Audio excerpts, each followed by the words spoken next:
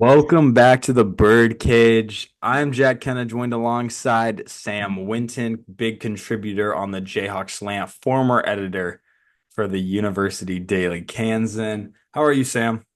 I'm good, Jack. How are you?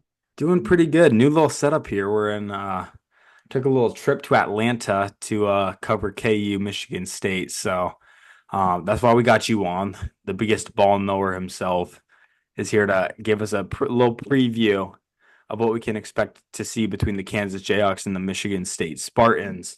Sam, we kind of talked about it before we hit the record button.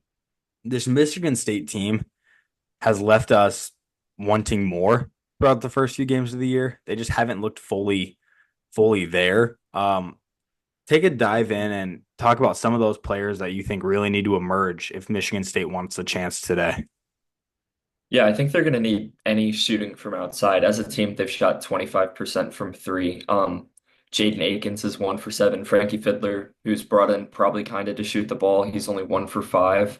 So really, I think they just need anyone to get going from outside. And if they're not hitting shots from outside, I think it's going to be hard for them to keep up with Kansas' offense. Yeah, and this is a Kansas team that was tested early, played North Carolina on Friday, and now you have Michigan State. We learned a lot in that North Carolina team, or in that or North Carolina game, because this Kansas team is good, but they also have some weaknesses. So when we look at the weaknesses of KU, um, when we were up 20 and North Carolina kind of started battling back, that was a lot of North Carolina's ability to actually make shots. They made a few corner threes. Elliot Cadeau made a few plays in transition. RJ Davis, even though he had a pretty poor game overall, got to the free throw line. What does Kansas need to clean up defensively, you think? Because this Michigan State team on paper actually does have offensive guys who could hurt you theoretically with Frankie Fiddler, Xavier Booker, Jeremy Fears, and then Jaden Akins. What do you think of defensively Kansas needs to focus on here today? Yeah, I think the biggest thing, and it's going to be the biggest thing all year, is just ball screen defense. Teams are going to want to put Hunter Dickinson in ball screens as many times as they get.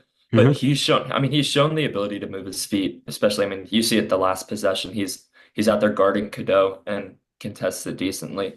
But he just needs to be able to move his feet, really, if they're going to hedge, be able to get back to his guy. Because Michigan State has some guards that can get downhill. I mean, you look at Jaden Akins, Jeremy Fears, even like Cohen Carr, who comes off the bench. They've got some athletic guards that are going to want to get to the basket. So Kansas is going to need to be able to contain those. You saw UNC give them some trouble in that area. Yeah, for sure. Kansas has an emerging star. Transfer guard Zeke Mayo has shown out the first two games of the year. I think he had 21 against UNC, Something like that. Yeah, maybe 20 or maybe 21. 23. 21, 23. He was in the 20s. He had, I think, 19 points in our season opener. So he's filled up the stat sheet so far through two games of the year. However, he's come off the bench. Do you see a world where Zeke Mayo doesn't start against Michigan State tonight?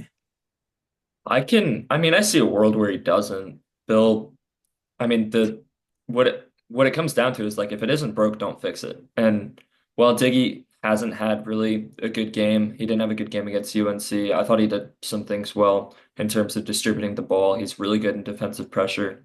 So at a certain point, when you got guys like Zeke Mayo and AJ Storr, when you have those type of guards coming off the bench, I think it really gives you a leg up, especially against Michigan State's second unit. They've played a lot of guys, but KU has too. And really, if you look at a big advantage for Kansas right now, is their second unit is maybe even outplaying their first.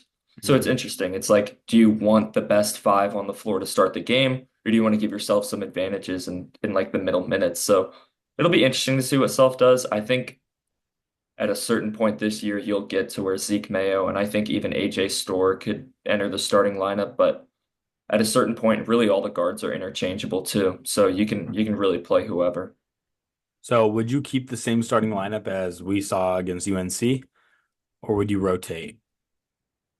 I mean, I don't see really a problem either way. I would probably say keep it. I mean, it's working now, and Mhm. if it starts to not, and starting Diggy or Rylan, who kind of struggled against UNC, if that starts to hurt you a little bit and you start getting down early, then I Mhm. think you may want to make the change. Or if Zeke, continues to play well, it's hard to ignore that and not start him.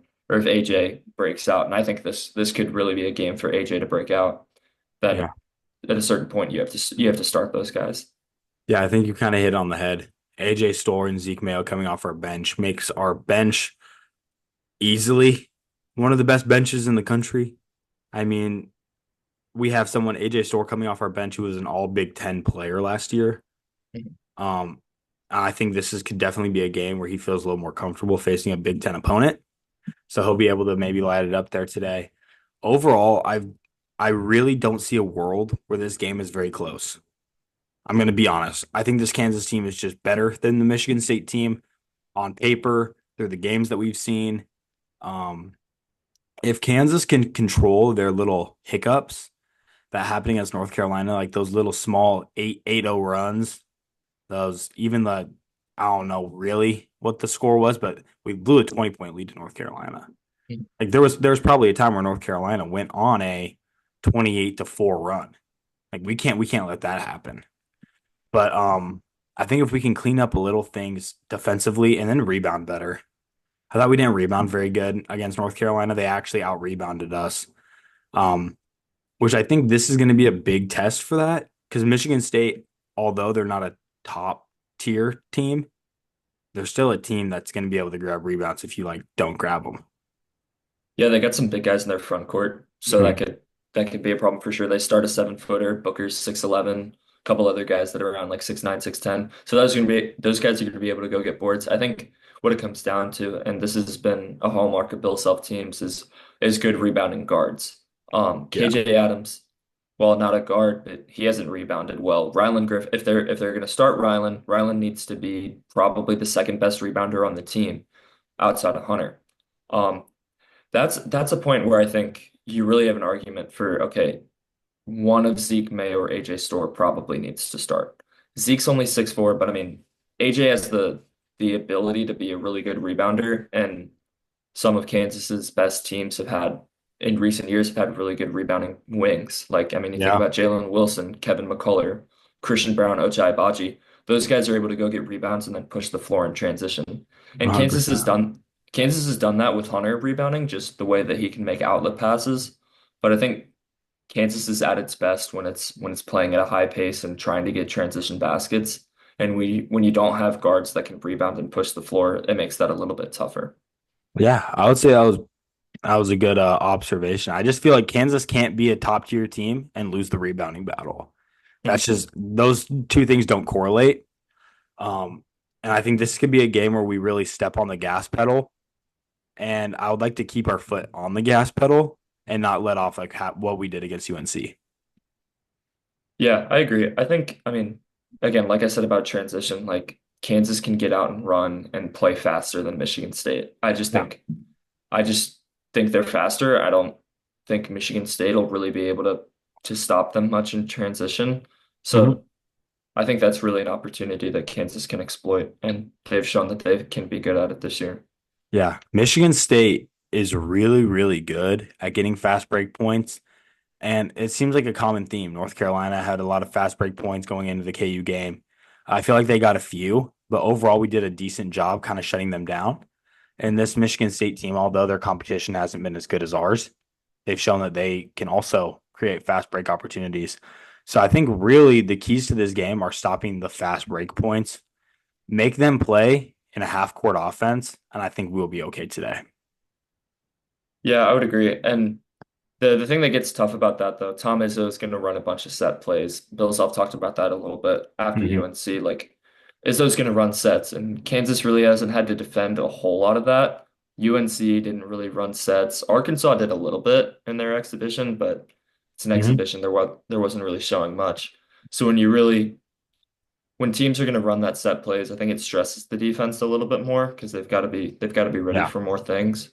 Nope. So it's a good measuring stick. Like, where is this team really at defensively? Because they kind of struggled against UNC with guards who can really get downhill. And I said Yeah. Michigan. I think Michigan State has a couple guys that can do that. So Mhm. it'll be a good test. I think Kansas is a little bit more of a talented team, but I mean you can't really count out Izzo. Yeah, I mean, we've already seen some shocks in college basketball so far this year. Obviously, Michigan State taking down KU would be probably one of the bigger shocks of the season so far. But before we head off, I want to get a little score prediction from you. What do you think the score is going to be, Mr. Winton?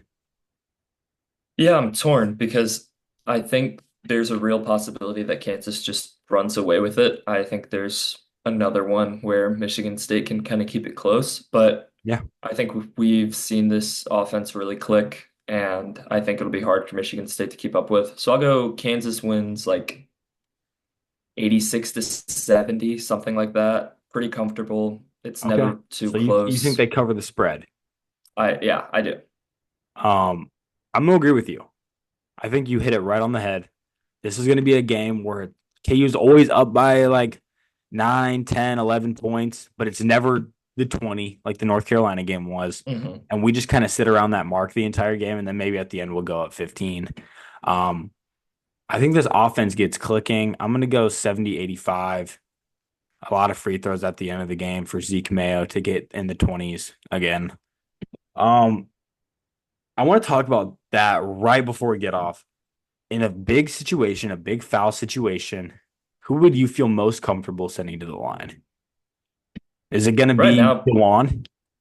I would say Juan or I'd say Zeke. I mean Zeke's the best shooter on the team, so sending him to the line, you should feel good about that. Juan's a guy who's been there for 6 years, so I mean he's got all the confidence in the world in those situations. He's not going to really be nervous. Yeah, one of those two probably. Is Juan going to get his doctorate degree by the end of the year? I I feel mean like he may. I don't he's know. been there so long. I feel like surely he's got something. Who At least a knows? graduate degree. One would assume, but I But don't know. I don't know what classes DeJuan Harris is taking. So neither do I. We might have to ask him in the presser. Hopefully we get an opportunity. I'd love to know. All yeah. righty, Sam Winton, I appreciate you coming on, spending your time to talk to me and previewing Kansas's clash against Michigan State tonight at 5:30. It's an hour ahead for us, but 5:30 Central Time. Until the recap, guys, this is all you'll see. We'll see you later.